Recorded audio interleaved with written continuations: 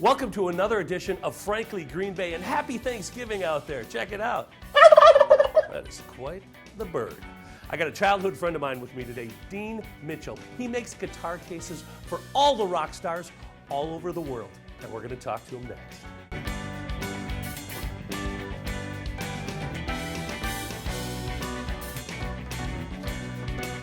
Welcome to Frankly Green Bay. I got my good friend Dean Mitchell. Dean, thanks for making it in. You got it, man. I know you're a rock and roll guy and you work late nights, but I appreciate you coming in. No problem. Where did it all start for you?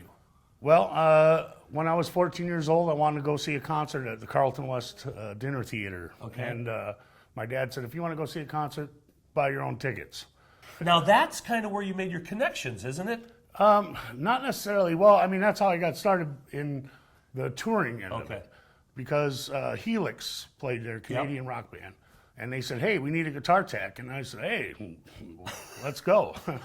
And I hopped on the bus and away it went. Is it true you didn't know what you were doing at first? I did not. I had no idea. They gave me a Boss TU-12 tuner, and they said, here, tune a guitar. And I'm like, can you show me how this works?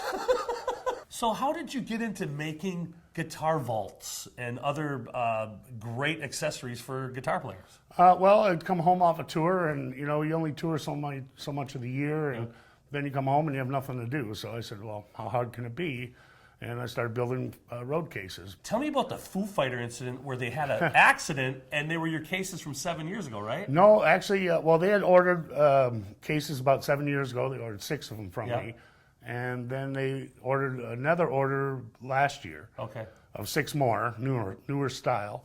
And they took them to New Zealand, and their truck overturned, and all the gear went on top of the cases, the guitar cases, crushed every guitar case I made for them, but saved not one incident, not one scratch on the guitars. The guitars were saved. Tell me this, you got so many people out there with your cases. How can you fill all the orders?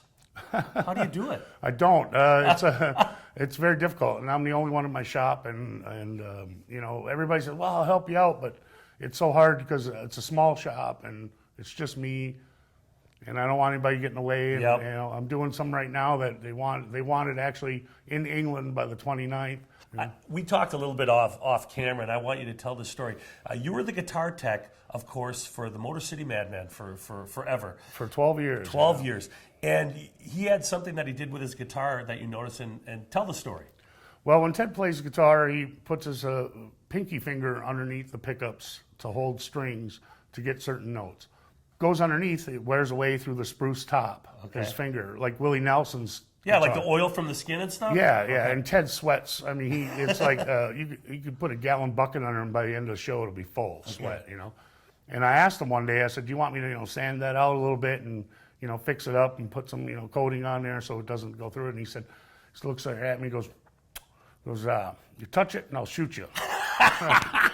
Hey, I'd like to big thank you to Mr. Dean Mitchell for joining me again. Join us next week as we bring you another creative person from northeastern Wisconsin.